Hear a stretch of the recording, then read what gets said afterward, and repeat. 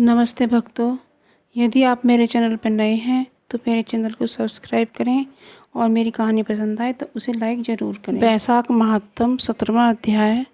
श्रुत कीर्ति बोले, हे मुनीश्वर, मैंने बैसाख के फलदायक सब धर्म सुने, परंतु सुनते सुनते अभी मेरी तृप्ति नहीं होती है।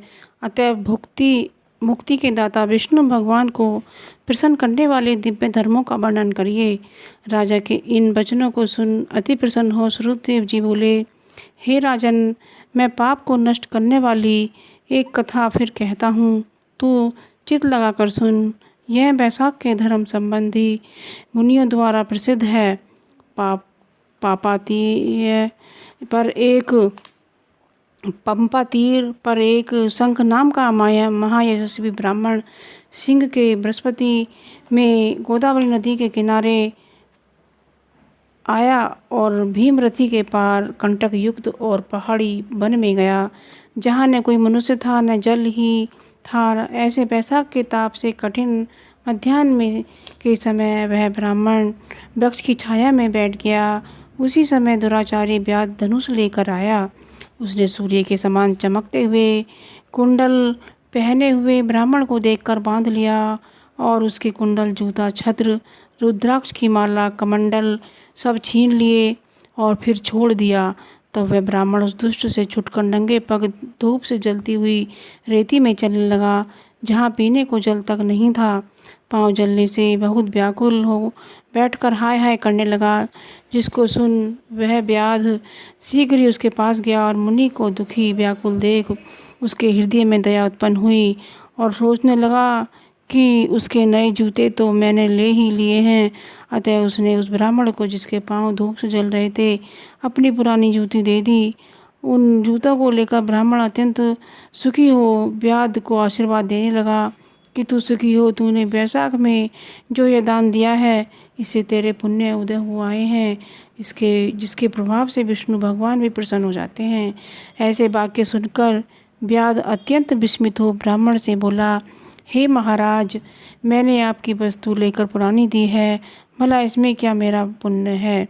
हे ब्राह्मण, बैसाख धर्म क्या है और हरि कौन है, यह आप मुझसे कहिए। व्याध के ऐसे वचन सुनकर शंख प्रसन्न हुए और बैसाख की प्रशंसा करने लगे कि सब धर्मों का फल तो जन्मांतर से मिलता है, परंतु बैसाख में इस पापाचारी दुर्बुद्धि दुरात्मा व्याध ने पात्र दान किया, जिसके फल से तत्काल सद्बुद्धि हो गई।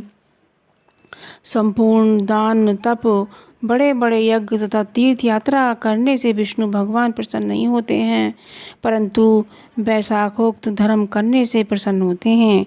इस माधव मास में जो कृत्य थोड़े से धन से सिद्ध होते हैं, वह बहुत खर्च करने अथवा दान या धर्म यज्ञों के करने से सिद्ध नहीं होते हैं।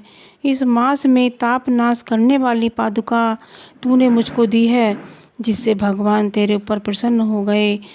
अब तुझे कल्याण की प्राप्ति होगी।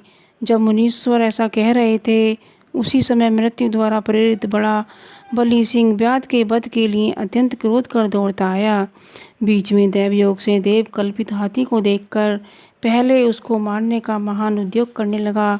उस वन में उन दोनों सिंह और हाथियों का ऐसा संग्राम हुआ कि दोनों थक कर गिर पड़े और दोनों एक दूसरे को देखते पड़ रहे थे।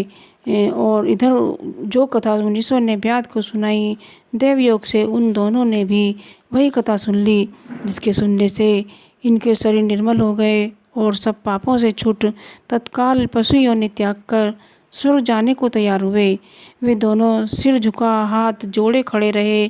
फिर धर्मोपदेश मुनीश्वर मार्ग में व्याध के निमित्त उन्हें देखकर विस्मित हो पूछने लगे, तुम कौन हो?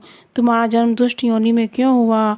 अकारण ही वन में एक दूसरे को मारने को क्यों उद्यत हुए? तुम्हारी मृत्यु कैसे हुई? हे निष्पापो, सब कथा विस्तार पूर्वक मुझसे कहो। मुनि के ऐसे कहने पर वे कहने लगे, मतंग मुनि के दंतिल और कोलाहल 2 पुत्र हुए। शाप दोष से उनके ये नाम हुए। एक दिन हमसे हमारे पिता मतंग महर्षि संपूर्ण धर्मों के जानने वाले कहने लगे, हे पुत्रों, मधुसूदन भगवान के लिए प्रिय मास में वैशाख धर्मों को करो जिससे संसार बंधन की निवृत्ति हो। परंतु दुर्बुद्धि से हमारी समझ में कुछ भी नहीं आया और पिता के वाक्य सुनकर मुझ दंतिल को अत्यंत क्रोध आया और कोलाहल मदोन्मत्त हो गया। तब धर्म की लालसा वाले हमारे पिता ने क्रोधित हो शाप दिया, हे दंतिल, अपने क्रोध के कारण तू सिंह होगा और मदोन्मत्त कोलाहल हाथी होगा। तब हम बहुत दुखी होकर शाप निवृत्ति के लिए प्रार्थना करने लगे। तब पिता ने शाप मोक्ष का उपाय बताया कि तुम दोनों पशु योनि पाकर थोड़े दिन पीछे एक दूसरे को मारने को उद्यत हो जाओ।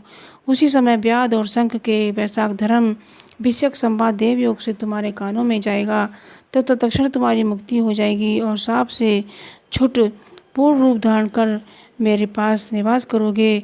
पिता के इस शाप से हमको पशु योनि मिली और अब जो कुछ हुआ सो आपने देखा। देव योग से हम दोनों यहाँ चले आए और आपका दिव्य संवाद सुना।